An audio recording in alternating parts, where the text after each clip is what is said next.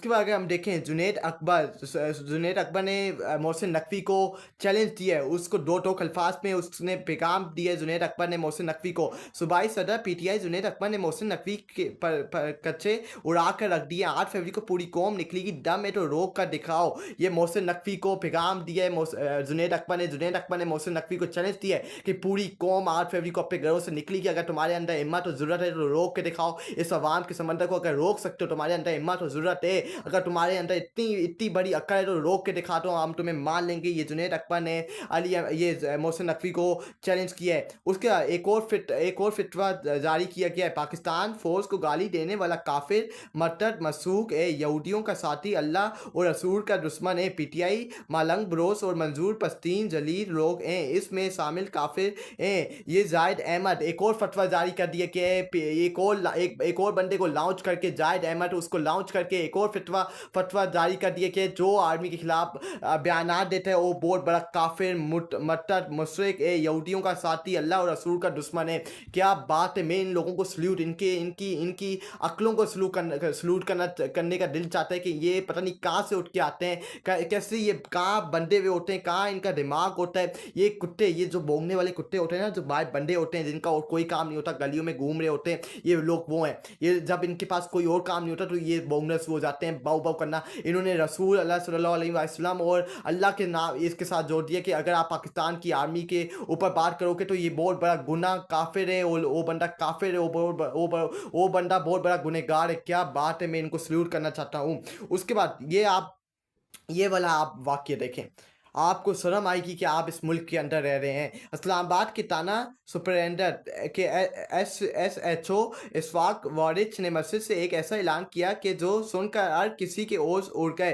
खबरदार OCR, अगर किसी का बच्चा पतंगबाजी करता पकड़ा गया तो इसके बाप को पकड़ूंगा, जूते मारूंगा, घर डिमोलिश करूंगा। ये कान खोल कर सुन ले, पच्चा दूंगा। HSO ताना सेक्रेटरिएट इस्लामाबाद, ये एक HSO है जिसने ये धमकियां दे रहा है, मस्जिद के अंदर खड़े होकर माइक पकड़ के ये लोगों के बाप को धमकियां दे रहा है। इसके अंदर इतनी औकात, इसके अंदर इतनी हिम्मत, इसके अंदर इतनी औकात इसके पास कहां से आई? इसके अंदर इतनी हिम्मत, इसके अंदर इतनी जरूरत कैसे आई कि ये लोगों के बाप को घरों से निकालेगा, उनको जूते मारेगा? इसकी इतनी औकात, इसको अवाम ने जूते मारने चाहिए। इसको गरीबान से पकड़ के, इसको घर से निकाल के, इसको बीच सड़ाव में खड़े करके इसको जूते मारने चाहिए। ये इसकी इतनी हिम्मत कि ये लोगों के घरों को डिमोलिश करेगा, लोगों के घरों के अंदर घुस के उनके बाप को बाहर निकाल के रोड के ऊपर जूते मारेगा। ये तुम्हारी औकात होगी, तुम्हारे बाप को जूते मारेंगे। तुम किसी के बाप को अगर हाथ लगा सकते हो तो हिम्मत है, इतनी हिम्मत है, इतनी तुम्हारे अंदर तड़प है, अगर तुम्हारे अंदर इतनी अकल है, तुम किसी के बाप के गिरबान तक पहुंच के तो दिखाओ है। SHO इस्लामाबाद, तुम्हारी इतनी हिम्मत है, तुम हमारा ये कौम तुम्हें माफ नहीं करेगी। SHO तुम्हारी ये क्या, तुम इतनी बड़ी बरमबाजी दिखा रहे हो? ये सारी 1 मिनट के अंदर बरमबाजियां निकालनी आती हैं इस कौम को। ये तुम बड़े बड़े जो अक्कर बन के बैठे हो ना, HHO बन के बैठे हुए, ये अवाम के पैसों के ऊपर तुम बैठे हुए हो। तुम अवाम के खिलाफ ये अपना अपना ये क्रैकडाउन इस्तेमाल करोगे तो तुम्हारे को अवाम आगे से एक ही जूता मारेगी, तुम्हारी असल औकात बताएगी कि तुम्हारी असल औकात, तुम्हारी असल वैल्यू क्या है। SHO। उसके बाद अगर हम देखें जुनैद अकबर, अगर हमारी हुकूमत में शहबाज शरीफ के बच्चे ना रोए तो पीटीआई को छोड़ दूंगा। मुझे कोई पीटीआई की सियासत ना सिखाए, मैं ग्रास रूट लेवल से आया हूँ। ये जुनैद अकबर ने कहा है कि अगर ये जो ऊपर फॉर्म 47 की शहबाज हुकूमत बैठी हुई है, गुलाम कौम बैठी है, पटवारी कठपुतली बैठे हुए हैं, अगर मैंने इनके बच्चों को नहीं रुलाया तो मेरा नाम जुनैद अकबर नहीं रहेगा। ये जुनैद अकबर ने चैलेंज किया और ये जुनैद अकबर ने दो अल्फाज में कहा है। और जुनैद अकबर ने यह भी कहा है कि जो मेरे ऊपर तनकीद कर रहे हैं, मैं उनको बताना चाहता हूँ कि मुझे सियासत ना सिखाएं, मैं ग्रास रूट लेवल से ओवर के आया हूँ।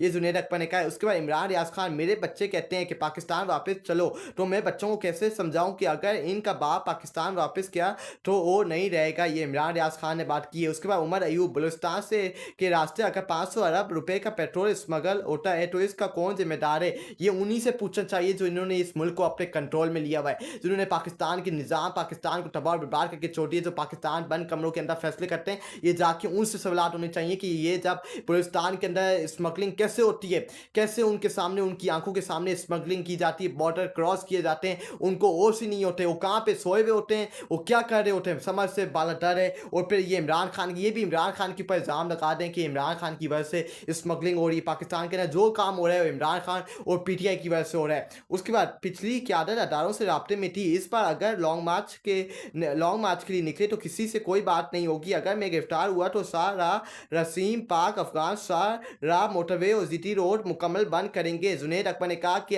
इस बार हम किसी के साथ राब्ते में नहीं होंगे। पिछली जो क़यादत थी और राब्ते के अंदर कनेक्ट रहती थी और फिर फैसले सुनाती थी, लेकिन हम अगर इस बार लॉन्ग मार्च के लिए निकलेंगे तो हम किसी से राब्ते, हम क्लियर मैसेज लेके निकलेंगे, क्लियर पैगाम लेके निकलेंगे, हम किसी के साथ राब्ते में नहीं रहेंगे। अगर मैं गिरफ्तार हुआ तो कोई और पार्टी का मेंबर इसको लीड करेगा और हम पूरी जीटी रोड और पूरा मोटरवे बंद कर देंगे और एहतजाज के लिए पूरी आवाम सड़कों पे होगी।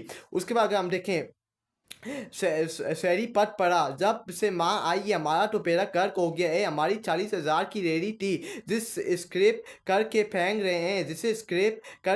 हैं। ये बीमार होते हैं तो टीका